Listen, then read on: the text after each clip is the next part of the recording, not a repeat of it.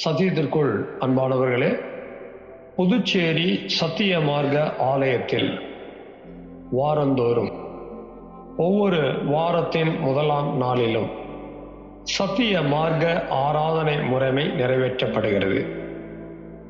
சத்திய மார்க்க ஆராதனை முறைமையில் நிறைவேற்றப்படுகிற 3 சத்தியங்கள் மிக முக்கியமானது. 1, சுத்திகரிப்பின் செய்தி. 2, ஆராய்ச்சியின் செய்தி. 3, சத்திய தேவ செய்தி. இந்த 3 செய்திகளையும் யூடியூப் வழியாக உங்களுக்கு வழங்க ஆவியானவரால் வழிநடத்தப்படுகிறோம். இன்றைக்கும் நீங்கள் கேட்கிற இந்த சத்திய செய்தியினை கவனமாக கேளுங்கள்.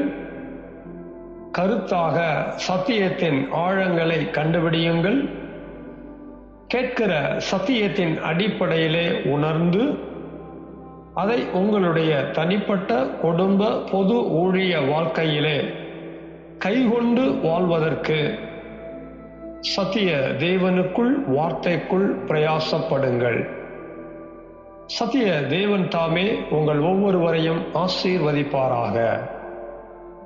இந்த சத்திய செய்தியை கேட்பதோடு மாத்திரமல்ல, ஒவ்வொரு செய்திக்கும் உங்களுடைய லைக் எங்களுக்கு ரொம்ப முக்கியமாக இருக்கிறது. அதுபோல உங்களுடைய கமெண்ட்ஸ் எங்களுக்கு தேவையாக இருக்கிறது. மேலும் இந்த சேனல் உங்களுடைய பயனுக்காக ஆரம்பிக்கப்பட்டிருக்கிறபடியால் சத்திய மார்க்க ஆலயம் புதுச்சேரி என்கிற இந்த சேனலுக்கு உங்களுடைய ஆதரவை தாருங்கள். சப்ஸ்கிரைப் செய்யுங்கள். சத்திய தேவனுக்கு மகிமை உண்டாவதாக. ஆமேன். சத்தியத்திற்குள் அன்பானவர்களே, இன்னைக்கு டிசம்பர் 25. உலகமெங்கிலும் கிறிஸ்தவ மக்கள் வாழ்ந்து வருகின்றனர். இந்த கிறிஸ்தவ மக்கள் எல்லாருமே பெரும்பாலும் இன்றைக்கு கிறிஸ்துமஸ், எக்ஸ்மஸ் என்று கிறிஸ்துவின் பிறந்த நாள் என்று எண்ணிக்கொண்டு பண்டிகையை கொண்டாடிக்கிட்டு வர்றாங்க. என்னன்னு எண்ணிக்கொண்டு பண்டிகையை கொண்டாடிட்டு வர்றாங்க? கிறிஸ்துவின் பிறந்த நாள் என்று எண்ணிக்கொண்டு எக்ஸ்மஸ், கிறிஸ்துமஸ் அப்படின்னு என்ன கொண்டாடுறாங்க? பண்டிகை கொண்டாடுறாங்க. இது தவறுன்னு அறிஞ்சவங்க கொஞ்சம் பேர் இருக்கிறாங்க. கிறிஸ்தவங்களே சொல்றேன், தவறுன்னு அறிஞ்சவங்க கிறிஸ்தவங்களே கொஞ்சம் பேர் இருக்கிறாங்க. இது சரின்னு காலங்காலமா குடும்பம் குடும்பமா சந்ததி சந்ததியா டிசம்பர் 25 வந்தா இயேசுவின் பிறப்புன்னு கொண்டாடிட்டு இருக்கிறவங்க பெரும்பாலும் இருக்கிறாங்க. நானும் ஒரு பாரம்பரிய கிறிஸ்தவ குடும்பத்துல தான் பிறந்தேன். டிசம்பர் 25 தான் பிறந்தேன். இன்னைக்கு எனக்கு பிறந்த நாள். இதை நான் என்னுடைய பிறந்த நாளை விளம்பரப்படுத்துவதற்காக சொல்லல. எதுக்காக சொல்றேங்கிற காரணத்தை புரிஞ்சுக்கங்க. நானும் ஒரு பாரம்பரிய கிறிஸ்தவ குடும்பத்தை சேர்ந்தவனா வாழுகிற வரைக்கும் டிசம்பர் 25 பிறந்ததுனால ஒரு எண்ணம் எனக்குள்ள இருந்துச்சு. இயேசு பிறந்த அன்னைக்கே நான் என்ன பண்ணியிருக்கிறேன்? நான் மட்டும்தானா? எவ்வளோ பேர் பிறந்திருக்கிறாங்க. நான் வாழ்ந்த ஊர்ல என்னுடைய தெருவுல ஒரு பாலாஜின்னு ஒரு சகோதரன் 25 பிறந்திருக்கான். சோதரம் என்ன அப்படின்னா, டிசம்பர் 25 அன்னைக்கு பிறந்திருக்கிறேன், இயேசு பிறந்த அன்னைக்கு பிறந்திருக்கிறேன்னு ஒரு பெருமையா நினைச்சேன். சத்தியம் பல்கலைக்கழகத்துக்குள்ள வந்தேன், சத்திய மார்க்கத்துக்குள்ள வந்தேன், சத்தியத்தை அறிஞ்சேன். அதோட சரி, டிசம்பர் 25 என் பிறந்த நாளுங்கிறத மூச்சை கட்டிட்டேன். யாருக்கு என்ன பண்றது கிடையாது, சொல்றதே கிடையாது. அதுக்காக நான் பிறந்த நாள் மாறாது. இது என்னுடைய பிறந்த நாள் இல்ல, சந்தேகமே இல்லை. ஆனா இந்த நாளை இயேசுவின் பிறந்த நாள்னு சொல்லி சத்தியத்துக்கு புறம்பா அறியாம உலகம் எங்கிலும் கிறிஸ்துவ ஜனங்க என்ன பண்ணிட்டு இருக்கிறாங்க? கொண்டாடிட்டு இருக்கிறாங்க. ஸோ அதுக்கு பிறகு என் பிறந்தநாளை நான் குறித்து நான் பெருமைப்படுறதில்லை, பெருசாக நினைக்கிறதே இல்லை, எல்லாம் மாற்றிக்கொண்டேன். என் வாழ்நாளெல்லாம் தேவனுக்கு மகிமையாக, இன்னும் சொல்ல போனால் கிறிஸ்துவுக்கு மகிமையாக வாழ வேண்டும். அதுக்காக ஜெபம் பண்ணிக்கங்க. ரொம்ப வயசெல்லாம் ஆகல, சின்ன பையன், சின்னவன் ஆயிரமும் சிறியவன் பலத்த ஜாதியும் ஆவான். நான் ஆயிரமா பலத்த ஜாதியா பேருக்கணும்னா சிறியவன், உங்கள் எல்லாரிலும் சிறியவன். அதனால எனக்காக ஜெபம் பண்ணிக்கங்க. கிறிஸ்துவின் பிறப்பின் ஆசீர்வாதங்கள் எனக்கு இருக்கணும், அந்த பிறப்புக்கு சாட்சியா வாழணும்னு சொல்லி ஜெபம் பண்ணிக்கங்க. இன்னைக்கு நாம மகா பரிசுத்த ஸ்தலத்துல 2 சத்தியத்தை தொடர்ந்து அனுசரித்து மகா பரிசுத்தத்தை பெற்றுக்கொள்ள இருக்கிறோம். ஒண்ணு என்னங்க? சத்திய தேவ செய்தி.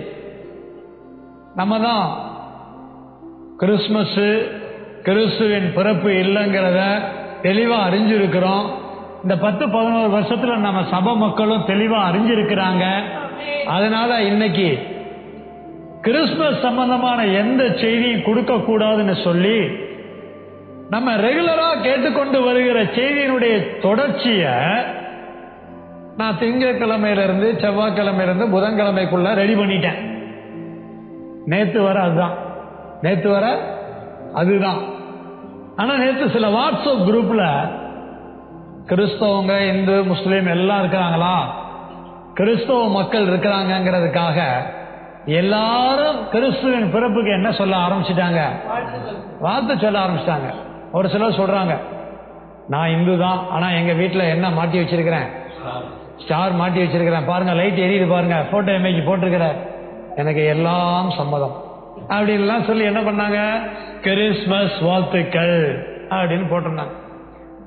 அப்ப அதை பார்த்த உடனே எனக்குள்ள பரிசுத்த ஆவியானவருடைய உணர்த்தின உணர்வு என்ன அப்படின்னா, கிறிஸ்துமஸ் என்பது கிறிஸ்துவின் பிறப்பு அல்லங்கிறத நம்ம ஒரு பக்கம் கேட்டிருக்கிறோம். ஆனால் கிறிஸ்துவின் பிறப்பை குறித்த சத்தியத்தை தெளிவா அறிஞ்சிருக்கிறோமா நம்ம சபை மக்களை பொறுத்த வரையில? அப்படி உணர்த்தப்பட்டேன். அதனால நாளைக்கு என்ன ஆவியானவரே சத்தியத்தை பேசணும் அப்படிங்கிற கேள்வி எழுப்பின போது தேவன் எனக்கு அந்த நேரத்தில் ஆவியானவர் மூலமா உணர்த்தினதான் இன்னைக்கு பேச வேண்டிய சத்தியமாக நாம் எடுத்துக்கொண்டிருக்கிறோம். தலைப்பு எழுதிக்குவோமா?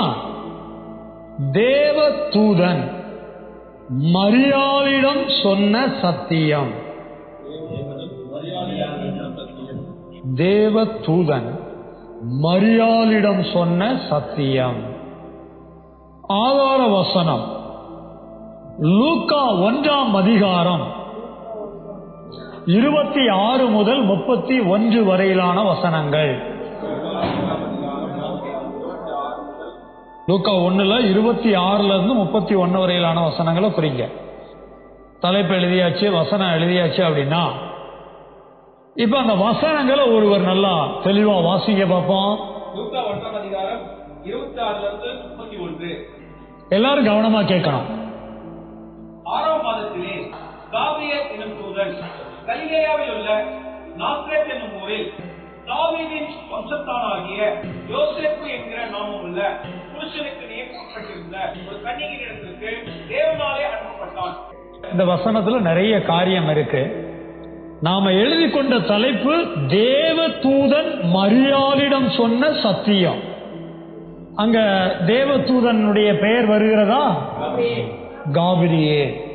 தேவதூதன் யாருன்னு நமக்கு விளங்குது, பேர் இருக்கு.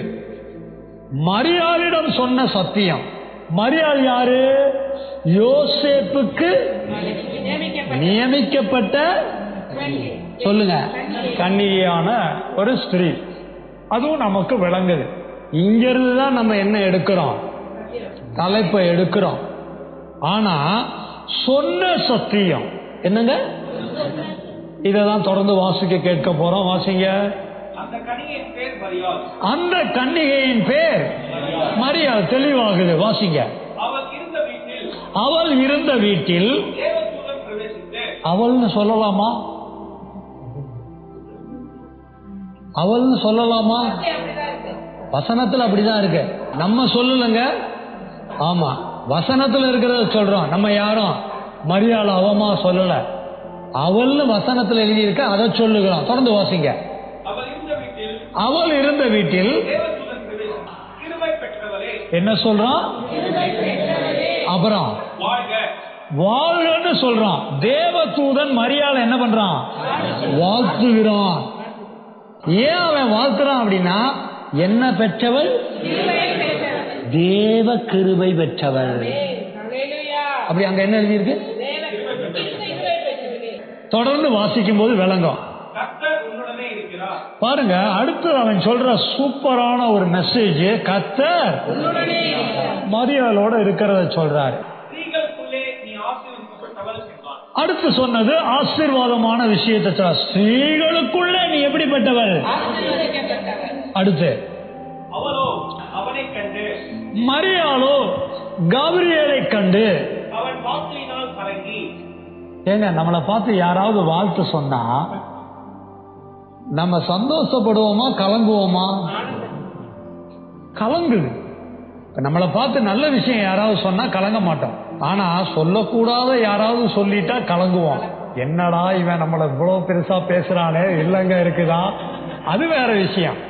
ஆனா தேவதூதன் வாழ்த்துகிற ஆசீர்வாதமான காரியத்தை சொல்லுகிறத கேட்கும் போது மரியாளுக்குள்ள கலக்கம் வந்துருச்சு.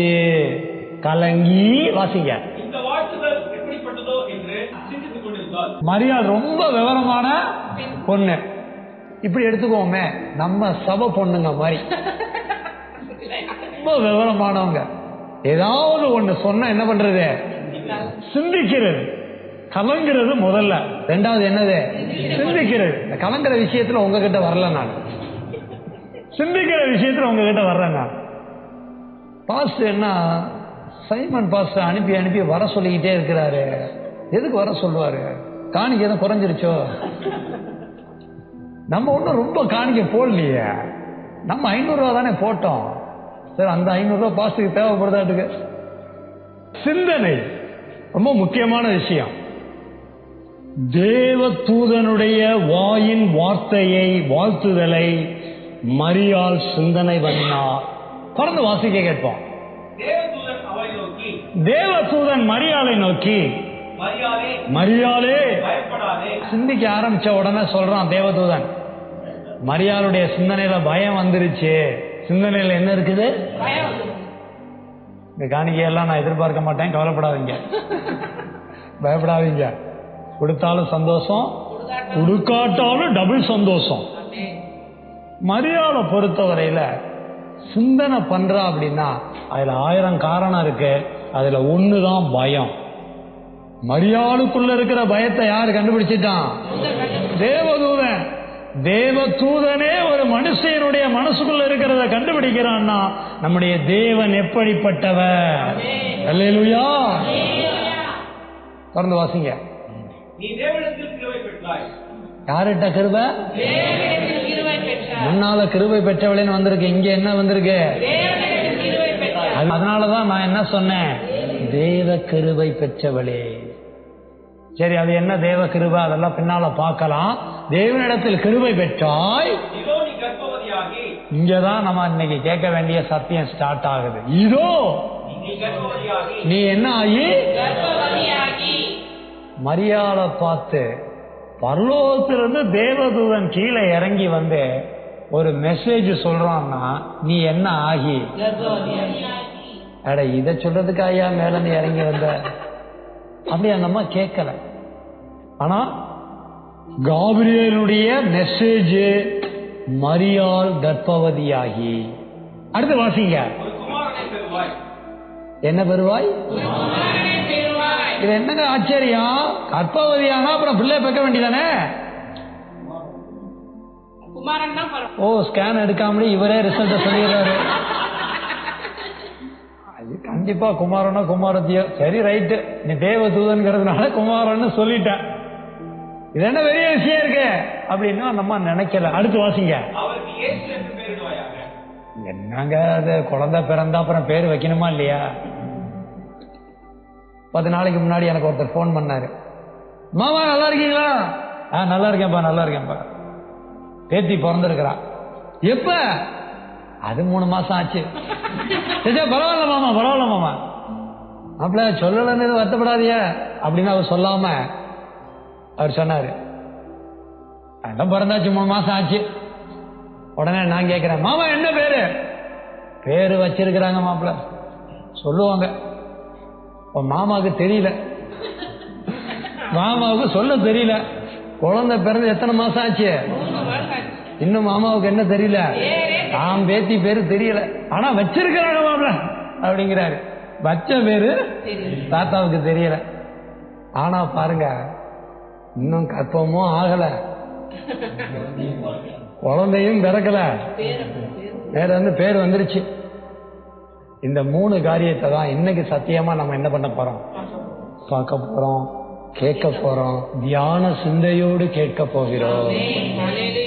விறுவிறுன்னு 3 தலைப்பையும் சொல்றேன், வசனங்களையும் குறிங்க, பிறகு ஜெபத்தோட சத்தியத்தை கேட்போம். 1, நீ கற்பவதியாகி. வசனத்துல இருக்கிற மாதிரியே சொல்லி இருக்கிறேன். நீங்க வேணா மரியாள் கற்பவதியாகின்னு வேணாலும் எழுதிக்கங்க, தப்பு இல்லை. வசனம் மத்தேயு 1:23, லூக்கா 1:34, ஆதியாகமம் 30:22. அடுத்து 2வது மெசேஜ். ஒரு மெசேஜுக்கே 1 மணி நேரம் ஆகுமே, கவலைப்படாதீங்க, எல்லாமே டயத்துக்கு முடிச்சிடறோம். சரியா? 2வது தலைப்பு, ஒரு குமாரனை பெறுவாய். லூக்கா 1:32, மத்தேயு 1:25, மத்தேயு 16:13. 3வது உபத்தலைப்பு, இயேசு என்று பெயரிடுவாயாக. லூக்கா 1:31, மத்தேயு 1:25, மத்தேயு 1:21. கண்களை மூடுவோமா? சத்திய தேவ செய்தி நம்முடைய இருதயங்களிலே எழுதப்பட தேவனுக்கு முன்பாக தாழ்த்தும். சத்திய தகப்பனே, சத்திய குமாரனே, சத்திய ஆவியானவரே, உடன்படிக்கை பெட்டிக்குள்ளாக தேவனுடைய வார்த்தை வைக்கப்பட்டிருந்தது. எங்கள் எல்லாருடைய இருதயங்களையும் உம்முடைய உடன்படிக்கை பெட்டியாக பாவித்து நீர் எழுத போகிற வார்த்தைகளுக்காக, சத்தியத்துக்காக உடைய நாமங்களை துதிக்கிறோம், நன்றி செலுத்துகிறோம், உண்மையே தொழுது கொள்கிறோம். நீ கற்பவதியாகி ஒரு குமாரனை பெறுவார், இயேசு என்று பெயரிடுவாயாக என்ற இந்த 3 சத்தியத்தையும் நீர் எங்களுக்குள்ளாக எழுத, அது எங்களுக்குள்ளாக வைக்கப்பட்டு இந்த 3 சத்தியத்தின் ஆழங்களை நாங்கள் அறிய, உணர, அதன்படி வாழ, நல்ல தீர்மானங்களை எடுக்க வேண்டிய வெளிச்சத்தை தாரோம், இருளை அகற்றும். இயேசுவின் பிறப்பை கொண்டாடுவதை விட இயேசுவின் பிறப்பை சுதந்தரிக்க உம்முடைய பாத்திரமாய் மாற எங்களை ஒப்புக் கொடுக்கிறோம். சத்திய இயேசுவின் நாமத்தில் சத்திய ஆவியான துணையோடு செபிக்கிறோம். சத்தியமுள்ள பிதாவே, ஆமென்.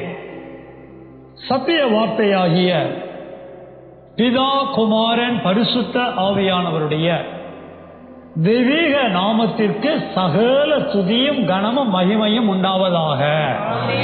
ஆமென்.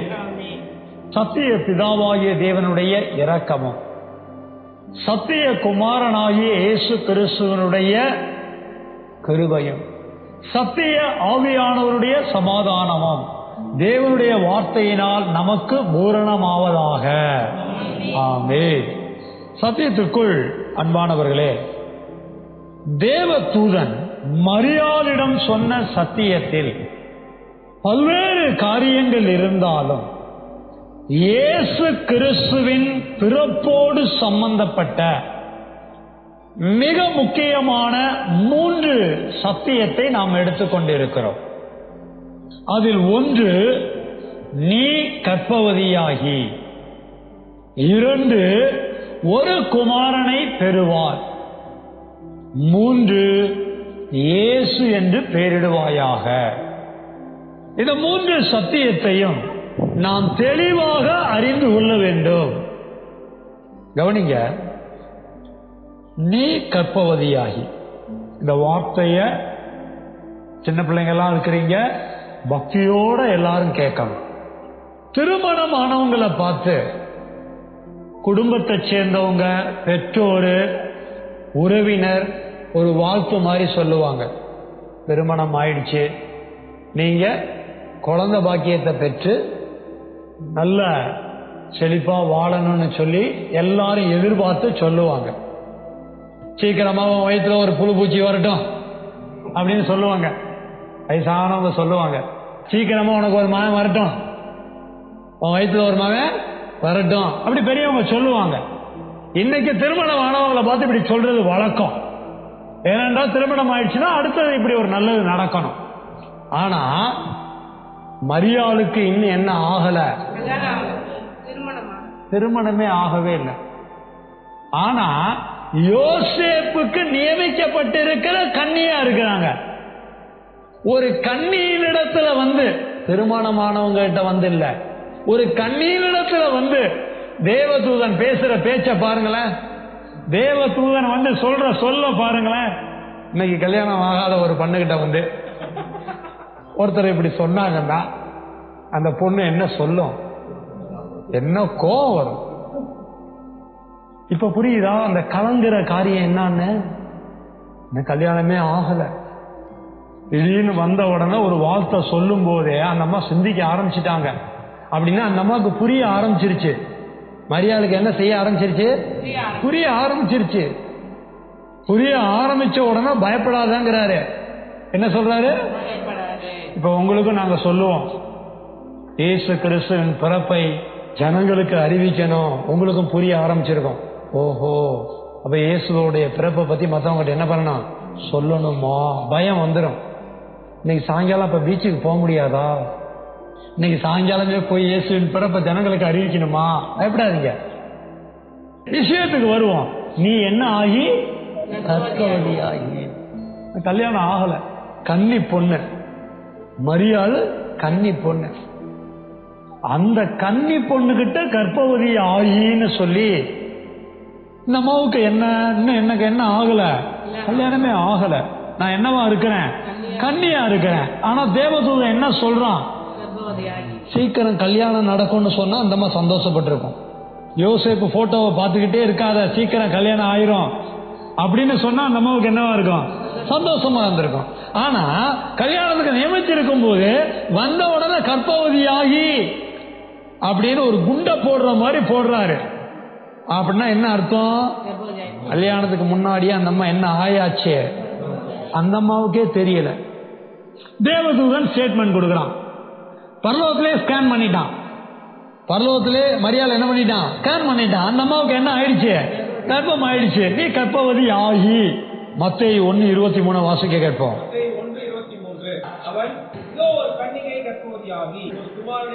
சோ இந்த இடத்துல பாருங்க, கன்னிகை கர்ப்பவதியாகிங்கிற ஒரு மெசேஜ சொல்றான். இது மரியாளால ஏற்றுக்கொள்ள முடியுமா? மரியாள் குடும்பத்தால ஏற்றுக்கொள்ள முடியுமா? மரியாளுடைய இனத்தால ஏற்றுக்கொள்ள முடியுமா? ஏன் இப்படி ஒரு மெசேஜ உலகத்தால ஏற்றுக்கொள்ள முடியுமா? ஒரு 20 வருஷத்துக்கு முன்னால திருச்சியில காட்டூருங்கிற ஒரு பகுதியில நான் ஒருத்தரை தேடி நடந்து போயிட்டு இருக்கிறேன். ஏத்தாப்புல ஒரு பெரியவர் வந்தாரு. அவர்கிட்ட நான் அட்ரஸ கேட்டேன். அப்புறம் அட்ரஸ் கேட்ட உடனே அவர் புரிஞ்சுக்கிட்டாரு. ஓ, இந்த பாஸ்டர் பார்க்க போறீங்களா அப்படின்னாரு. ஆமாங்க அப்படின்னேன். நீங்க கிறிஸ்தவரான்னு கேட்டாரு. என்ன விஷயம் சொல்லுங்க அப்படின்னாரு. எனக்கு ஒரு டவுட், அதை கிளியர் பண்ணிட்டு நீங்க அந்த பாஸ்டர் போய் பாருங்க அப்படின்னாரு. நான் கொஞ்சம் உடனே மனசை தடப்படுத்திக்கிட்டேன். தெரிஞ்ச மாதிரி கேட்டாருன்னா ரொம்ப சந்தோஷமா இருக்கும் அப்படின்னு தடப்படுத்திக்கிட்டேன். இது டிசம்பர் மாசங்க அப்படின்னாரு. அதுல எனக்கு சந்தேகமே இல்லைங்க அப்படின்னேன். எல்லாரும் கிறிஸ்துமஸ் கொண்டாடுறாங்க, அதுவும் உண்மைதானே, நடக்கிறது தானே சொல்றீங்க அப்படின்னேன் நான். அடுத்தது உடனே கேட்கிறாரு, இப்ப அதெல்லாம் எனக்கு பிரச்சனை இல்லைங்கன்னாரு. எனக்கும் பிரச்சனை இல்லைங்க அப்படின்னு உடனே சொன்னாரு, கன்னி மரியாளுடைய வயிற்றுல எப்படிங்க கற்பம் அப்படின்னு கேட்டார். அவரு வயசானவர். அவர் என்னங்க வயசானவர். நான் பாத்துக்கங்களேன், இப்பவே சின்ன பையனா அப்ப எப்படி இருப்பேன்னு பாத்துக்கங்க. 20 வருஷத்துக்கு முன்னாடி இன்னும் சின்ன பையனா இருப்பேன் நானு. ஆமா. அப்ப என்கிட்ட அவர் கேட்கிறாரு. நான் கேட்டேன், நீங்க கிறிஸ்தவரானு? ஆமா அப்படின்னாரு. நீங்க ஒரு கிறிஸ்தவர், என்னை விட நல்லா வயசு பெரியவர், என்ன பார்த்து இப்படி ஒரு கேள்வியை கேட்கறீங்களே எப்படி அப்படின்னா, நீங்க இந்த மடக்கிற வேலையெல்லாம் வச்சுக்காதீங்க. நான் கேட்ட கேள்விக்கு எனக்கு என்ன வேணும், பதில் வேணும், எனக்கு தெரியாது, உங்ககிட்ட கேட்கிறேன் அப்படின்னாரு. இப்ப அங்க என்ன நடந்ததுங்கிறது மேட்டர் கிடையாது. இப்ப நம்ம மெசேஜ் தான் முக்கியம். நான் அவரை சமாளிச்சு நான் அப்புறம் தாண்டி நான் வந்த விஷயங்கள் வேற. என்ன விஷயம் அப்படின்னா, ஒரு வயதான நபரால, ஒரு கிறிஸ்தவ குடும்பத்தில் பிறந்து கிறிஸ்தவரா வாழ்கிற ஒருவரால கன்னிமரியால் கர்ப்பவதி ஆனால் அப்படிங்கிறத 2000 வருஷத்துக்கு பிறகும் அறிய முடியாத ஒரு கேள்வியா இருந்திருக்குது. கன்னி என்ன ஆக முடியாது, அதுதான் உண்மை. சின்ன பசங்க எல்லாம் இருக்கிறீங்க, கவனமா கேளுங்க, தேவ பக்தியார கேளுங்க. கன்னி என்ன ஆக முடியாது, கர்ப்பவதி ஆக முடியாது. கன்னி கர்ப்பவதி ஆக முடியாது. இன்னைக்கும் இந்த வசனத்தை எடுத்துக்கிட்டு தான் இயேசுவை வெறுக்கிற ஏற்றுக்கொள்ளாத மாற்று பிரிவினர் கன்னி மரியாதை குறித்து என்ன சொல்றாங்க தெரியுமா? அந்த அம்மா தப்பு பண்ணிட்டாங்க. அந்த அம்மா என்ன பண்ணிட்டாங்க? பேசுறது கஷ்டம், ஆனா இது நம்ம கேள்விப்பட வேண்டிய சத்தியம் ஒளிஞ்சிருக்கு. ஒரு கன்னிகை எப்படி கர்ப்பவதி ஆக முடியும்? இது அந்த அம்மாவுக்கே பாருங்க, டவுட் பாருங்க. அடுத்து பாருங்க, லூக்கா 1:34 வாசிங்க. தேவதூதன் சொன்ன பிறகு இந்த அம்மா சும்மா இல்ல, தேவதூதனை நோக்கி அந்த அம்மா கேள்வி கேக்குது, இது எப்படி ஆகும், சான்ஸே இல்லையே அப்படின்னு சொல்லுது அந்த அம்மா. சொல்லிட்டு சொல்லுது பாருங்க, யார் அறியல? இது திருமணமானவங்களுக்கு விளங்கக்கூடிய விஷயம். கல்யாணமே ஆகலையேன்னு இந்த அம்மா சொல்லல, புருஷனை அறியேனே. இது பெரியவங்களுக்கு விளங்கும், சின்ன பிள்ளைங்க பக்தியா கேளுங்க. புருஷனை அறியாத கன்னியா இருக்கிற எனக்கு எப்படி ஆகும்? அந்த அம்மா கேக்குது, இந்த கேள்வியை கேக்குது. ஆதியாகமம் 30:22 வாசிங்க. பழைய ஏற்பாட்டுல நடந்த ஒரு சம்பவம். தேவன் ராகேலை என்ன பண்ணி இருக்கிறாரு? நினைத்தருளினார். நினைச்சது மட்டுமல்ல, எதுக்கு நினைச்சாரோ அதை அருளியும் இருக்கிறார். சோ நினைச்சது ஒண்ணு, அருளினது ரெண்டு காரியம் வருது. தேவன் நினைக்கிறவர், தேவன் அருளுகிறவர். தேவன் என்ன நினைக்கிறாரு, தேவன் என்ன அருளுகிறார். தொடர்ந்து வாசிங்க. ராகேல் சொன்னதை தேவன் நினைச்சாரு. ராகேல் என்ன சொன்னாலோ அதை தேவன் என்ன பண்ணாரு? ராகேல் தேவனிடத்துல ஜெபம் பண்ணி இருக்கா. அந்த ஜெபத்தை இவர் என்ன பண்ணி இருக்கிறாரு? நினைச்சிருக்கிறாரு. ஏன் நினைச்சாரு? தொடர்ந்து வாசிங்க. அவளுக்கு தேவன் செவி கொடுத்து அவ பேசினதை கேட்டுட்டு அதை நினைச்சு அவள் கற்பந்தரிக்கும்படி செய்தார்.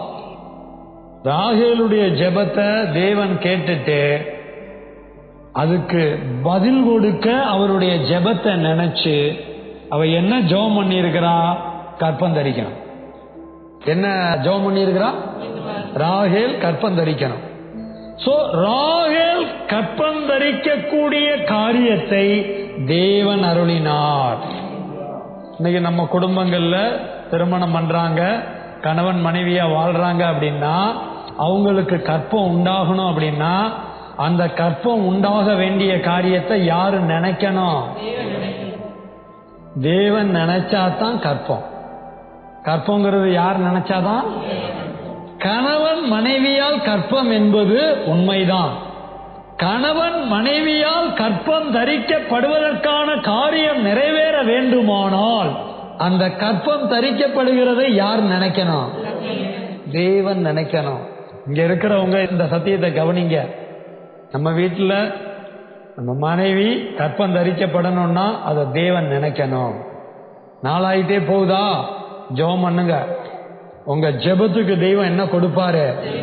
செவி கொடுப்பா. செவி கொடுப்பது மாத்திரமல்ல, நீங்கள் ஜெபிச்சதை நினைச்சு ஏற்ற சமயத்திலே பதிலை அருளுவார். ராகேலுக்கு கற்பம் தரிக்கும்படி செய்தவர் தான். ராகேலுக்கும் ராகேலுடைய புருஷனுக்கும் கற்பம் தரிக்கும்படி செய்தவர் தான். கற்பம் தரிக்கிற வேலையை செய்யறவர் யாரு? கற்பம் தரிக்க காரணமா இருக்கிறது கணவன் மனைவி. அதுக்குள்ள இருக்கிறத சிந்திக்காதீங்க, இது இயற்கை. ஆனால் கணவன் மனைவிக்குள்ள திருமணத்துக்கு பிறகு கற்பம் தரிக்கிறதான அந்த ஆசீர்வாதத்தை செய்கிறது யாரு? தேவன் தான் செய்கிறார். ஆச்சரியம் பாருங்க. சொல்ல வேண்டிய விஷயம் நிறைய இருக்கு. கணவன் மனைவிக்குள்ள குடும்பம் விருத்தி அடைய திருமணமான பிறகு, புருஷனை அறிஞ்ச பிறகு, மனைவியை அறிஞ்ச பிறகு கற்பம் தரிக்கும்படி செய்கிறதே தேவன் கையில தான் இருக்குது. ஆனால் புருஷனை அறியாத கன்னி கற்பவதி ஆகிறது யார் கையில தான் இருக்குது? தேவனுடைய கரத்தில் இருக்கிறது. அல்லேலூயா. அப்ப மரியாளுக்கு தேவனால இது ஆகும் என்ற அறிவு இல்லை. இது யாரால ஆகுங்கிற அறிவு இல்லை. புருஷனை அறியேன்னு சொல்லும் போது அந்த அம்மாவுக்கு கொடுக்கப்படுகிறதான முடிவு மெசேஜ் என்ன அப்படின்னா, தேவனால் கூடாத காரியம் ஒன்றும் இல்லை. அந்த சாப்டர்லயே வசனம் இருக்கு, அதெல்லாம் நீங்க அப்புறம் படிச்சு பாருங்க, இப்ப நேரம் கிடையாது. கன்னி கற்பவதியானது, கன்னி மரியாள் கற்பவதியானது தேவ சித்தம். கன்னி மரியாள் கற்பவதியானது யார் சித்தம்? தேவ சித்தம். நல்ல மெசேஜை கவனிங்க. நீங்களும் நானும் அறிய வேண்டியது என்னவென்றால், கன்னியையும் கற்பமாக்கக்கூடிய சித்தமுடையவர் தேவன். அப்ப கல்யாணம் ஆன நமக்கு கற்பத்தை தேவன் கொடுப்பாரா மாட்டாரா? அவருக்கு சித்தமானால் கொடுப்பான். இது நமக்கு அறிவு வேணும். அவருக்கு சித்தமானால் கொடுப்பார். கற்பம் வரல அப்படின்னா அதுக்கு 7 காரணம் இருக்கு. ஒருத்தருக்கு கற்பம் வரலன்னா எத்தனை காரணம் இருக்கு? 7 காரணம். ஒருத்தர் கற்பம் ஆகணும்னா 7 காரணம் இருக்கு. இது எதையுமே அறியாத புறஜாதி குடும்பத்துல என்ன ஆகுறாங்க? கற்பம் ஆகுறாங்க. அப்ப இந்த 7 காரணத்துக்கு அவங்க தடை இல்லை. புறஜாதிகளுக்கும் கற்பத்தை கொடுக்கறது யாருதான்? தெய்வம் தான். அப்படியே தெய்வம் தான், சந்தேகமே இல்லை. அது எந்த மதத்தை சேர்ந்த குடும்பத்துல கல்யாணம் ஆயிட்டாலும் கற்பம் வருதுன்னா அது அப்படியே தேவனா. ஆனா உலகத்திலேயே கன்னி வயிற்றுல கற்பம்னு சொல்லி அன்றைக்கும் இன்றைக்கும் என்றைக்கும் கற்பவதியானது கன்னி மரியாள் மாத்திரமே. ஏன்? அதுதான் 2வது மெசேஜ். ஒரு குமாரனை பெறுவாள். எத்தனை குமாரன்? ஒரே ஒரு குமாரன். இந்த தலைப்பை ரொம்ப கவனமா கேட்கணும். உலகத்திலேயே ஒரே ஒரு கன்னி ஒரே ஒரு குமாரனை பெறுவது சத்தியம். ஆனால் மரியாள் இயேசுவை மட்டும்தான் பெற்றாள் என்பது அசத்தியம். புரியுதா புரியலையா? அதனாலதான் இன்னைக்கு மரியாளை விசேஷமா என்ன பண்ணிட்டு இருக்கிறாங்க? கிறிஸ்தவம் பேசிக்கொண்டிருக்கிறது. கன்னி மரியாள் யார மட்டும்தான் பெற்றதாக சொல்றாங்க? இயேசுவை மட்டும்தான். அதுக்கப்புறம் அந்த அம்மாவுக்கு என்ன பிறக்கவே இல்லை. அமலோற்பவம், விமலா, அமலா அப்படின்னு அந்த அம்மாவை என்ன பண்ணிட்டு இருக்கிறாங்க? சீர்கொண்டாடி கொண்டிருக்கிறார்கள், சீராட்டி பேசிட்டு இருக்கிறாங்க. மரியாள் கன்னியா இருந்து ஒரு குமாரனை பெறுவாள் என்பதுதான் சத்தியம். ஆனால் பிறகு யோசேப்ப கல்யாணம் பண்ணிட்டு யோசேப்ப அறிஞ்சிட்டு அதுக்கப்புறம் பெற்றெடுக்க வேண்டிய பிள்ளைகளும் இருந்திருக்கிறார்கள். அந்த பிள்ளைகள் பின்னாடி இயேசுவோடு கூட எல்லாம் என்ன பண்ணிருக்கிறாங்க? ஊழியம் செஞ்சிருக்கிறாங்க, இருந்திருக்கிறாங்க. இதை இன்னைக்கு ஏத்துக்காத கூட்டம் உலகத்துல இருக்கத்தான் செய்யறாங்க, கிறிஸ்தவங்கள் இருக்கதான் செய்யறாங்க. ஆனா இங்க என்ன ரகசியம்? கன்னியாக இருக்கும்போது கர்ப்பவதியாகி மரியாள் பெற்றது ஒரே ஒரு குமாரன். அல்லேலூயா. இப்ப வசனத்துல பார்க்க போறோம். அது யாரு? அந்த குமாரனை குறிச்ச விசேஷம் என்ன? இன்னைக்கு விசேஷம் கொண்டாடுறாங்களா இல்லையா? என்ன விசேஷம்? நட்ட நடு ராத்திரியில கேக்கு வெட்டுறது. 12 மணிக்கு யாராவது தின்பாங்களா? 12 மணிக்கு சொல்லுவாங்க, கொள்ளிவாய் பிசாசா சுடுகாட்டில் உட்காந்து தின்னுகிட்டு இருக்கோம். 12 மணிக்கு சாப்பிடக்கூடாதுங்க. சாப்பிடுறவங்க பாக்கியவான். கொள்ளிவாய் பிசாசு. உண்மையை சொல்றேன், தயவு செய்து 11 மணிக்கு கூட சாப்பிடாதுங்க. இதை பத்தி நான் பின்னால பேசுறேன். அது என்ன விளைவு ஏற்படுத்தும் இதெல்லாம் உங்களுக்கு புரியாது. அதனாலதான் இவ்வளவு அழகா இருக்கிறேன். நான் 3 மணிக்கெல்லாம் சாப்பிட்டவன். விடியாளம்பரம் எத்தனை மணிக்கு? ராத்திரி சாப்பாடை விடியாளம்பரம் 3 மணிக்கு எவனாலும் சாப்பிடுவானா? இவன் சாப்பிட்டுருக்கான். அதுக்குன்னே டிசம்பர் 25 பிறந்திருக்கிறேன். சோதரம். விஷயம் என்ன அப்படின்னா, ஒரு குமாரனை பெறுவாய். இதுதான் இப்ப நமக்கு முக்கியமான விஷயம். லூக்கா 1:32 வாசிங்க. அவர் பெரியவராயிருப்பார். அவர் பெரியவராயிருப்பார். அந்த குமாரனை பத்தி பேசுது. உன்னதமானவருடைய குமாரன் என்னப்படுவார். அவர் என்ன குமாரன் என்னப்படுவார்? உன்னதமானவருடைய குமாரன் என்னப்படுவார் என்பது ஒரு பீரியடை குறிக்குது. இனிமே சம்பவிக்க போறதை குறிக்கிறது. அப்படின்னா இது ஒரு தீர்க்க தரிசன வார்த்தை. உன்னதமானவருடைய குமாரன், இது என்ன வார்த்தை? தீர்க்க தரிசனம். இது இப்ப இல்ல. இப்ப இல்லைங்க. கன்னி மரியாள காபிரியல் சந்திச்சு பேசலாம் பாருங்க. அப்ப நடக்க போறது கிடையாது. நீ ஒரு குழந்தைய பெக்க போற, பெறுவாய் அப்படின்னா இன்னும் ஒரு 10 மாசத்துலன்னு வச்சுக்கோங்க ஒரு கணக்கு. பெறுவாய். ஆனா அது என்னப்படும்? உன்னதமானவருடைய குமாரன். இது எப்பன்னா 1000 வருட அரசாட்சியில.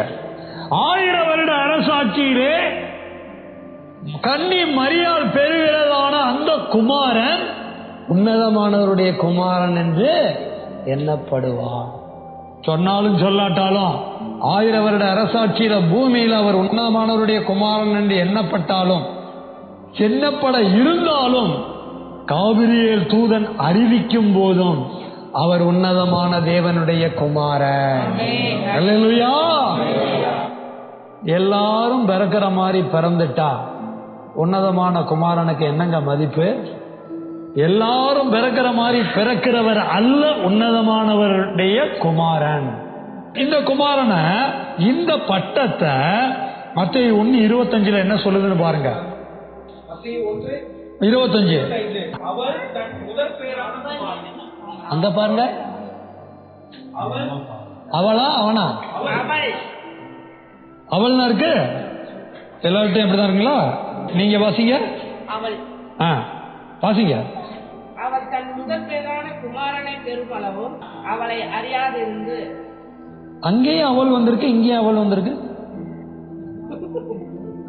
அவள் தன் முதற் பேரான குமாரனை பெருவளவும் அவளை அறியாதிருந்தார்.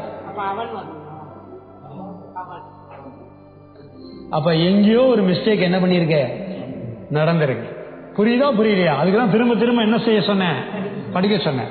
இங்க பாருங்க, அவள் தன் முதற் பேரான குமாரனை பெருவளவும் அவளை அறியாதிருந்து அப்படின்னு வந்தா சரியா வருமா? வராது. ஏன்னா முடிவு வேற மாதிரி இருக்கு. அப்ப இங்க எப்படி வரணும்? பைபிள் என்ன இருக்கு? எதுல மிஸ்டேக்? Translation error. இதெல்லாம் கண்டுபிடிச்சு வாசிக்கணும். பைபிளை இஷ்டத்துக்கெல்லாம் என்ன பண்ணிடக்கூடாது, ஆச்சிடக்கூடாது. ஆமா, ரொம்ப ஜாக்கிரதையா இருக்கணும். இதுக்குதான் நம்ம புதிய பைபிளை போடுறதுக்கு என்ன பண்ணிட்டு இருக்கிறோம், முயற்சி பண்ணிட்டு இருக்கிறோம். டிரான்ஸ்லேஷன் எரர்ல இருந்து, அப்புறம் ட்ரூத்ல வர்ற எரர்ல இருந்து எல்லாத்திலையும் மாற்றி அமைக்க வேண்டும். ஒரு எல்லையில சொல்ல மாட்டீங்களா, இப்படி ஒரு பைபிள் வேண்டாமா? எல்லாத்துக்கும் அமைதியா இருக்கிறீங்க, என்ன காரணம்னு எனக்கு தெரியல. ஹார்ட் பழுதாயிடுச்சோ? தெளிவு இல்ல, உணர்வு இல்ல. உணர்வாருங்க, நல்ல கவனிங்க. அவன் தன் முதற் பேரான குமாரனை பெருமளவும் யோசேப்புக்கும் மரியாளுக்கும் தேவனுடைய திட்டத்தின்படி ஒரு குமாரன் என்று சொல்லப்படுகிற உன்னதமானவருடைய குமாரன் முதற் பேரான குமாரனாக பெறப்படுகிறார். என்ன குமாரன்? இதை எப்படி எடுத்துக்கணும் தெரியுமா? உன்னதமானவருடைய குமாரன்கிற ஸ்தானத்தில் இருந்து மரியாளுக்கும் யோசேப்புக்கும் முதற் பேரான குமாரனா வருகிறார் இயேசுவின் முதல் வருகையில. அப்படின்னா அடுத்தடுத்து என்ன இருக்குது? பிள்ளைங்க இருக்கு. அடுத்தடுத்து யோசேப்புக்கு மரியாளுக்கு என்ன இருக்குது? அந்த பிள்ளைகளுக்கு முன்னால பிறந்த முதற் பேரான குமாரன். நிருபங்கள்ல முதற் பேரானவர்னு வருது, அது வேற ரகசியம்.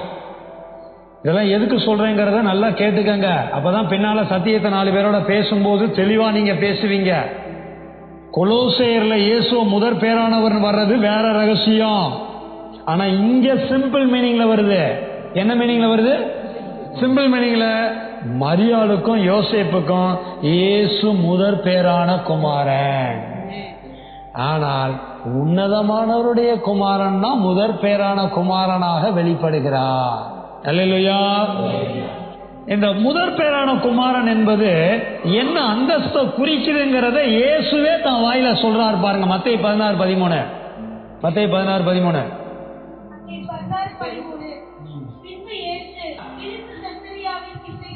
வந்தபோது போதுமா? இயேசு என்ன சொல்றாரு?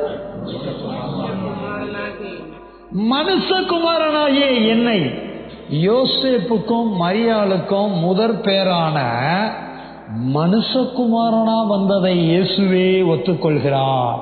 அப்படின்னு என்ன?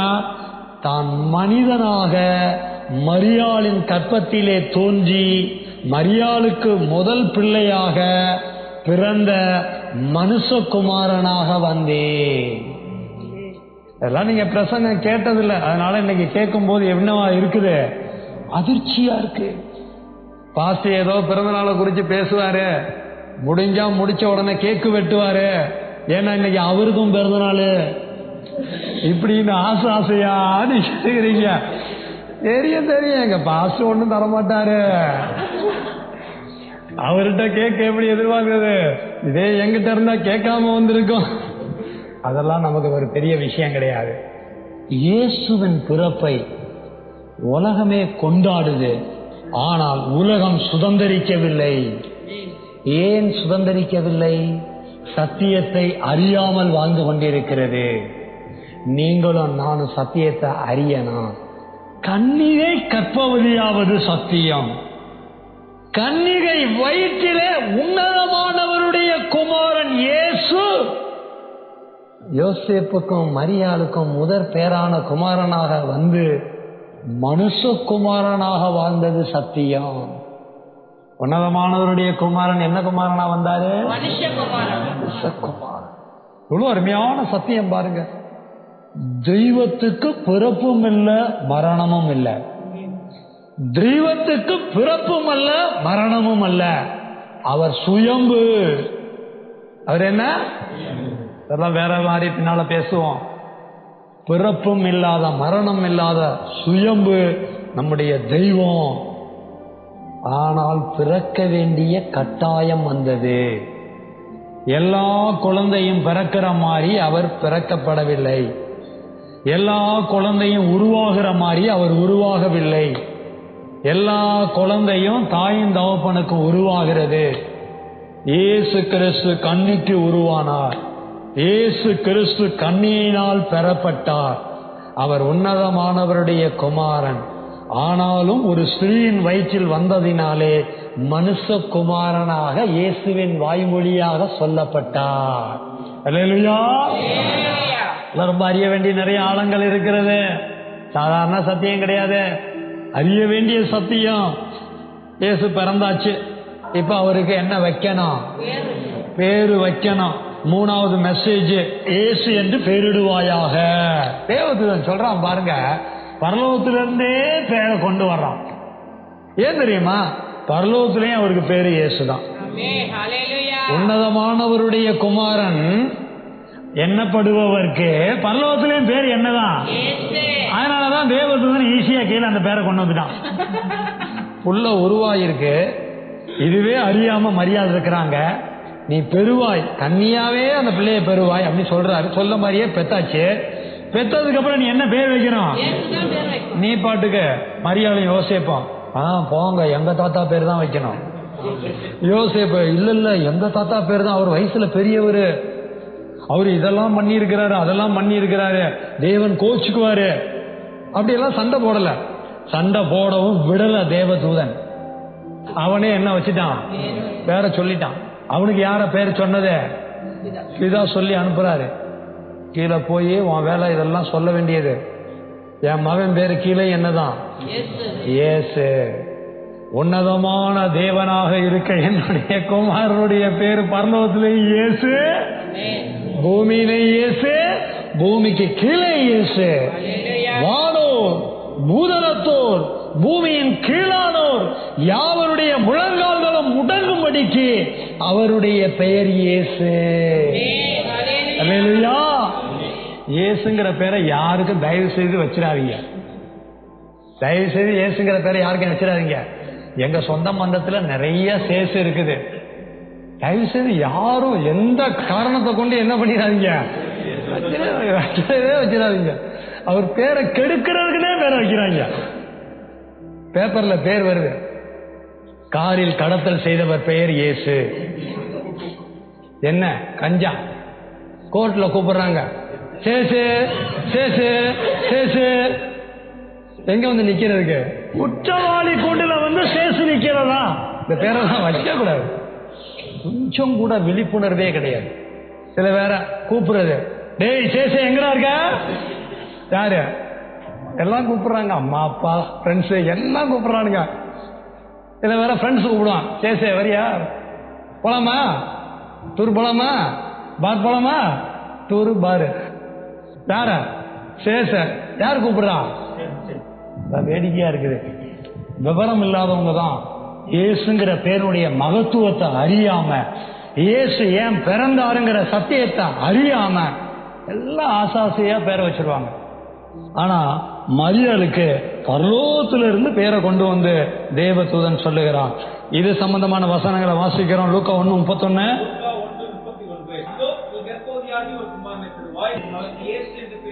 இது காபிரியேல் சொன்னது. இப்ப மத்தேயு 1:25 வாசிங்க. அவன் தன் முதல் பேரான குமாரனை பெருமளவும் அவளை அறியாதிருந்து. தெளிவா வருது. ஏற்கனவே இந்த வசனம் வாசிச்சிட்டோம். அவருக்கு இயேசு என்று பெயரிட்டான். பாருங்க, அவனுக்குன்னு போடல, வார்த்தையை கவனிக்கணும். உன்னதமானவருடைய குமாரன் அவருக்கு. பாருங்க, மேல அவளை அறியாது இருந்து. மரியாதை பத்தி எழுதி இருக்கு. என்ன போட்டிருக்கு? அவளை. பூமியில எவ்வளவு பெரிய பாத்திரமா அது ஆணோ பொண்ணோ இருந்தாலும் தெய்வத்துக்கு முன்னாடி அவன் அவள் தான். ஆனால் தெய்வத்தின் குமாரன் பூமியிலே குழந்தையாக இருந்தாலும் அவர்தான்.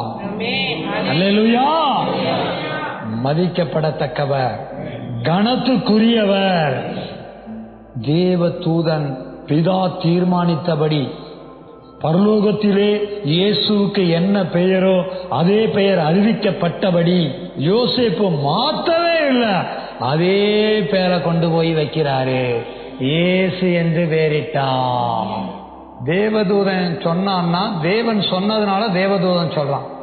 இன்னைக்கு சபையில வந்து பேர் என்ன பேர் வைக்கணும்னு பாஸ்டர் கேட்பாங்க. பாஸ்டர் சொல்லுவாரு, யோவான்னு வைங்களேன். வீட்டில் போய் மனைவிட்ட சொல்றது, பாஸ்டர் சொன்னாரு யோவான்னு வை அப்படின்னு. உடனே மனைவி சொல்லுவாங்க, அந்த ஆளுக்கு கொஞ்சம் கூட விவரமே இல்லை, அவன் என்னென்ன பேரெல்லாம் வைக்கிறான், கூப்பிடவே என்ன ஸ்டைலா இருக்குது, ஆசையா இருக்குது. ஜோ, ஜாய், என்ன அழகா இருக்குது. யோவான்னு வைக்கிறான். யோவான் அவரு பிள்ளைக்கு வைக்க சொல்லு. பாஸ்டர் சொன்னாருப்பா, ஏங்க பயந்து சாவுறீங்க, பாஸ்டர் தாங்க. அதெல்லாம் பாஸ்டர் கண்டுக்காதீங்க. நீங்க நான் சொல்றேன் பாருங்க. ஐஸ்வர்யா தெரியாதுங்களா? உலகாலை நம்ம புள்ள அழகா இருக்கணுமா இல்லையா? பையன்டி நமக்கு பிறந்தது ஐஸ்வர்யான்னு வைக்கிறியாடி, அப்ப ஐஸ்வர்யான்னு வையே.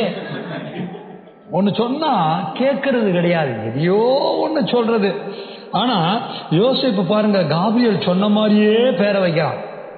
உன்னதமானவருடைய குமாரன் மனுஷ குமாரனா பிறந்திருக்கிறாரு, அவருக்கு வைக்க வேண்டிய பேரு பரலோகத்துல இருந்த பேரு, பரலோகத்துல பிதா தீர்மானம் பண்ண பேரு, அத தேவ தூதன் கூட மாற்ற முடியாது. ஏன்? யாரும் மாற்ற முடியாது. அதனாலதான் யோசேப்பு நல்லா விளங்கிக்கிட்டான், அதே பேரை வச்சான். அந்த பேரு ஏன் வச்சான்? மத்தேயு 1:21 வாசிங்க.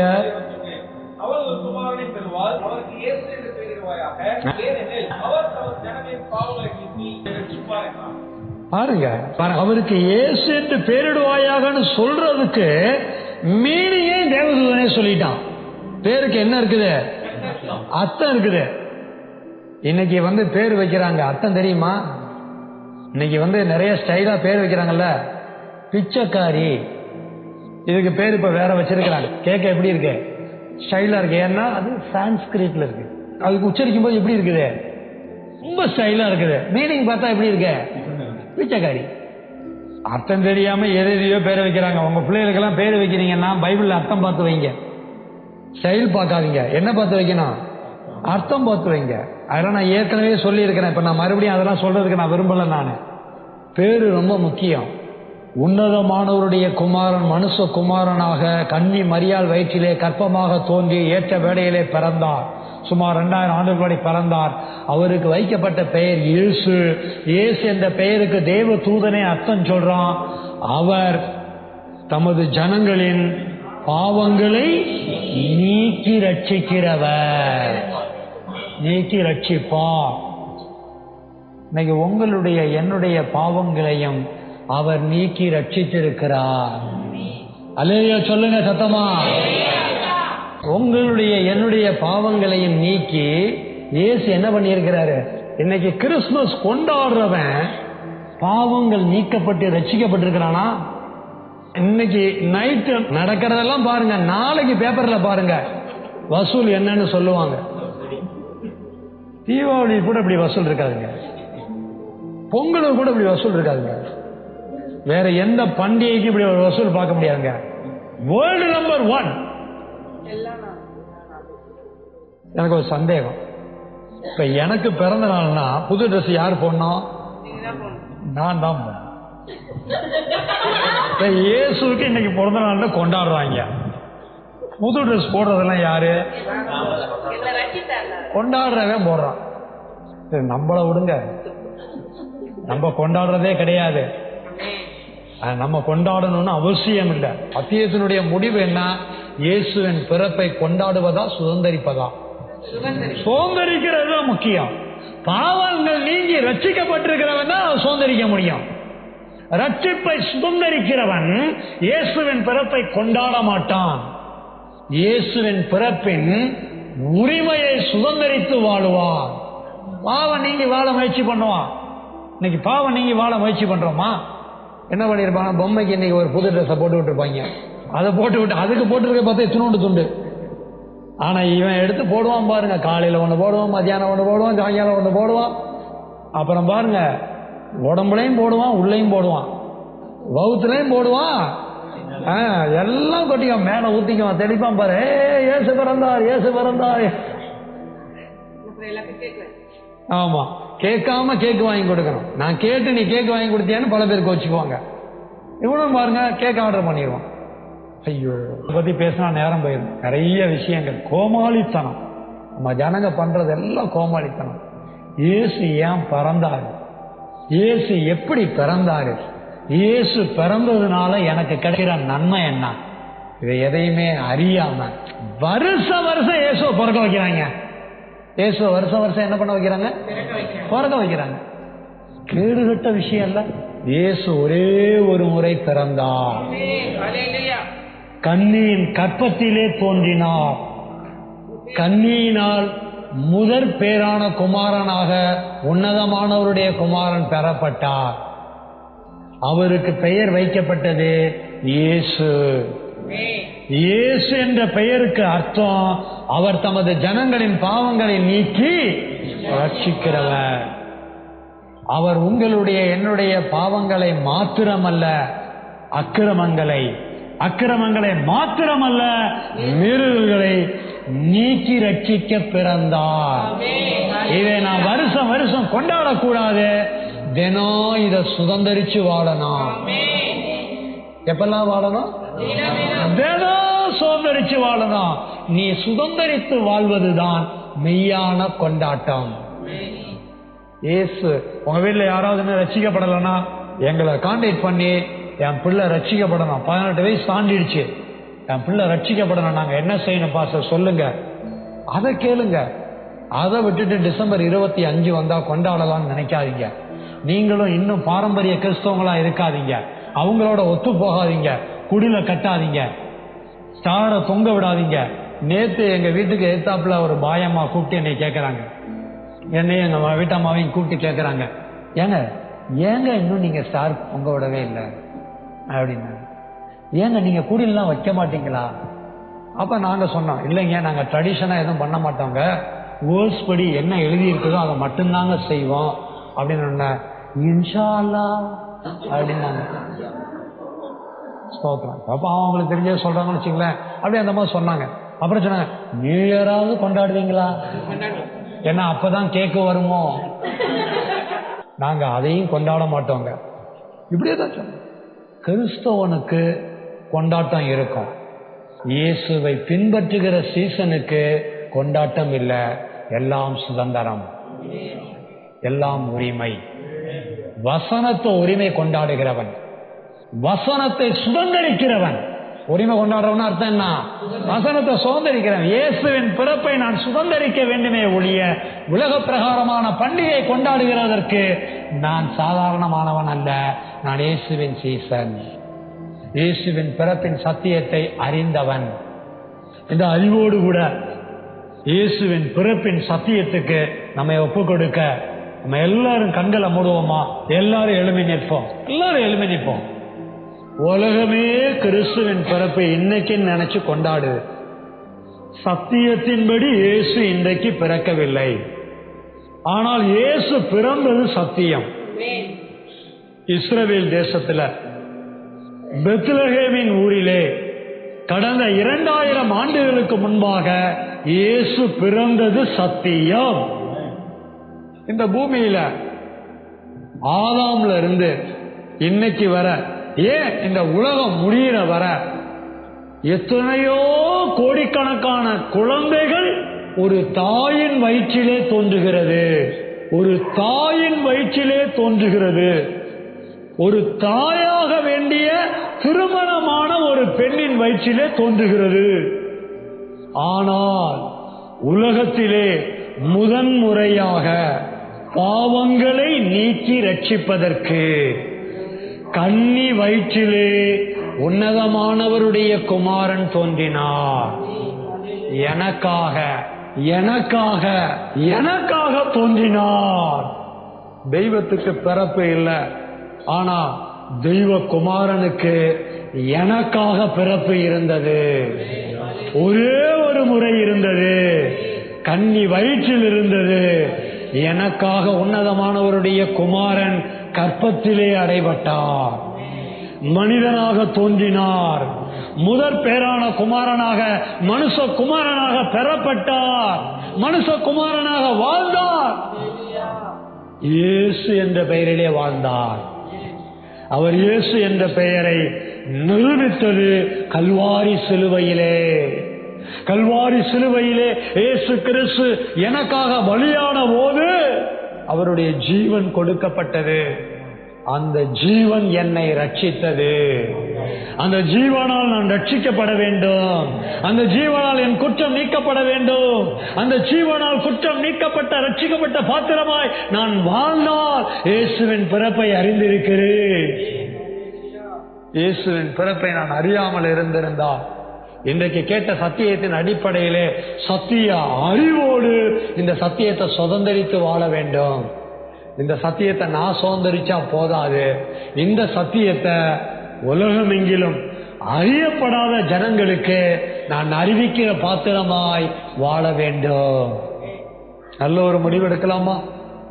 எனக்காக பிறந்த இயேசுவ, உலக ஜனங்கள் யாவருக்காகவும் பிறந்த இயேசுவ நான் அறியணும், நான் அனுபவிக்கணும், நான் அறிவிக்கணும். இந்த ஜனங்கள் எல்லாரும் அறிய வேண்டும். அதற்கு நல்ல தீர்மானம் எடுக்கிறேன். ஒவ்வொருத்தரும் நல்ல தீர்மானம் எடுங்க. உங்க மனதில் எடுக்கிற தீர்மானம் என்னவா இருக்கணும் தெரியுமா? இந்த சத்தியத்தை 1 கோடி பேருக்கு சொல்லுவேன். அப்படி ஒரு தீர்மானம் எடுக்கணும். 1 கோடி பேருக்கு சொல்லுவேன். என் தெய்வமே, உமக்கு சித்தமானால் 1 கோடி பேருக்கு சொல்லுவேன். நல்ல தீர்மானம் எடுக்கணும். ஒவ்வொரு நாளும் நான் யாருக்கெல்லாம் சொல்றேன்னு சொல்லி நம்பர் போட்டு நோட் பண்ணணும். அப்படி ஒரு தீர்மானம் எடுக்கணும். 1 கோடி பேருன்னு தீர்மானம் எடுத்து அட்லீஸ்ட் சாகுறதுக்குள்ள 1,00,000 பேருக்காவது சொல்லலாமே, இல்ல ஒரு 1000 பேருக்காவது சொல்லலாமே. சொல்ல வேண்டும் என்பதுதான் தீர்மானம். இயேசு என்ற பெயர் அறிவிக்கப்பட வேண்டும். இயேசு என்ற பெயர் உலக பண்டிகைக்கு ஒன்னாக அல்ல, அரசியல் தலைவர்கள் கொண்டாடுவது போல அல்ல, உலக மனிதர்கள் கொண்டாடுவது போல அல்ல. இயேசுவின் பிறப்பு ஒவ்வொருவரின் சுதந்திரமாக மாற வேண்டும். ரட்சிக்கப்படுவதற்கு சுதந்திரமாக மாற வேண்டும். அதை அறிவிப்பேங்கிற நல்ல தீர்மானம் எடுக்கணும். இதுவரை அறிவிக்காம இருந்தேன்னா மனம் திரும்பிட்டு இனிமே அறிவிக்கணுங்கிற ஒரு நல்ல தீர்மானம் எடுத்திருந்தோம்னா எல்லாரும் மனதுக்குள்ள ஸ்தோத்திரங்களை பண்ணுவோமா? பிதாவுக்கு, குமாரனுக்கு, பரிசுத்த ஆவியானவருக்கு. இன்னைக்கு இந்த சத்தியத்தை நமக்கு வெளிப்படுத்தினதற்காக நன்றி சொல்லலாமா? பிதா, குமாரன், பரிசுத்த ஆவியானவருக்கு தொழுது சேவிக்கலாமா? நல்ல தீர்மானம் எடுத்த ஒவ்வொருத்தரும் ஒப்பு கொடுங்க. ஒவ்வொருத்தருக்காக செபிக்க. சத்திய பிதாவே, சத்திய குமாரனே, சத்திய ஆவியானவரே, தெய்வீக நாமங்களை துதித்து நன்றி செலுத்தி தொழுது கும்பிடுகிறோம். உலகமே கிறிஸ்துமஸ் கொண்டாடுகிறது. அது பாபிலோனிய பண்டிகைன்னு அறியாம கொண்டாடுது. அது அந்நிய தேவதையினுடைய பிறந்தநாள் என்பதை கண்டுபிடிக்காம கொண்டாடுது. நாங்க இவ்வளவு காலம் அப்படிதான் இருந்தோம் தெய்வமே. ஆனா சத்தியத்தை சத்தியமா கேள்விப்பட்டு சத்திய அறிவை பெற்றிருக்கிறதுனால எங்களுக்காக இயேசு கிறிஸ்து கன்னி வயிற்றுல தேவனால் தீர்மானம் பண்ணப்பட்டபடி கர்ப்பவதி ஆனதும், தேவ தீர்மானத்தின்படி அவர் பிறந்ததும், தேவ தீர்மானத்தின்படி அவருக்கு இயேசு என்று பூமியிலே பெயரிடப்பட்டதையும் நாங்க இன்னைக்கு கேள்விப்பட்டோமே. இயேசு என்ற பெயருக்கு என்ன அர்த்தமோ அதை எங்க வாழ்க்கையில நாங்க சுதந்திரிச்சிருக்கணும். எங்களுடைய பாவங்கள் மன்னிக்கப்பட்டிருக்கணும், எங்களுடைய அக்கிரமங்கள் மன்னிக்கப்பட்டிருக்கணும், எங்களுடைய மீறல்கள் மன்னிக்கப்பட்டிருக்கணும் என்கிற சத்திய அறிவோடு செபிக்கிறோம். எங்க பிள்ளைகள் ரட்சிக்கப்படணும் ஆண்டவரே. எங்களுடைய குடும்பத்துல ரட்சிக்கப்படாதவங்க ரட்சிக்கப்படணும். எங்க சொந்த பந்தவங்கள்ல ரட்சிக்கப்படாதவங்க ரட்சிக்கப்படணும். வருங்காலங்கள்ல என் சந்ததி ரட்சிக்கப்பட்ட சந்ததியா விளங்கணும். என் சந்ததி ரட்சிப்பு அறிவிக்கிற சந்ததியா விளங்கணும் ஆண்டவரே. இங்க பிள்ளை இல்லாம இருக்கிறவங்களெல்லாம் நீங்க அறிவிங்க ஆண்டவரே. உமக்கு சித்தமானால், என் தேவனே உமக்கு சித்தமானால் ரட்சகர் அறிவிக்கிற சந்ததியை தாங்க ஆண்டவரே. ரட்சகர் அறிவிக்கிற சந்ததியை தாங்க ஆண்டவரே. ரட்சகர் அறிவிக்கிற சந்ததியை தாங்க ஆண்டவரே. கற்பம் தேவை என்று எதிர்பார்க்கிறவர்கள் கற்பம் அடைய நீங்க நினைக்கணும் ஆண்டவரே. ரட்சகர் இயேசுவின் நாமத்துல நினைக்கணும் ஆண்டவரே. இங்க கற்பம் நிறையணும் ஆண்டவரே. அடுத்த வருடம் உமக்கு சித்தமானால் கையில குழந்தைகளோட ரட்சகரை நினைச்சு வரணும் ஆண்டவரே. ரட்சகரை கொடுத்த தெய்வத்தை நினைச்சு வரணும் ஆண்டவரே. ரட்சகரை நினைக்கக்கூடிய சந்ததியை கொடுக்கக்கூடிய பிள்ளைகளோட வரணும் ஆண்டவரே. அப்படிப்பட்ட பாக்கியவதிகளாக இங்க இருக்கிறவங்க மாறணும் ஆண்டவரே. நீர் அப்படி செய்கிறதற்காக நன்றி செலுத்துகிறோம். அநேக ரட்சகருக்கு சந்ததியாக வாழ ஆசீர்வதியோ, நினைத்தருளோ. நீர் அப்படி செய்கிறதற்காக நன்றி செலுத்துகிறோம். சத்திய இயேசுவின் நாமத்தில் சத்திய ஆவியானவரின் துணையோடு நன்றி சொல்லி செபிக்கிறோம். சத்தியமுள்ள பிதாவே, ஆமென், ஆமென்.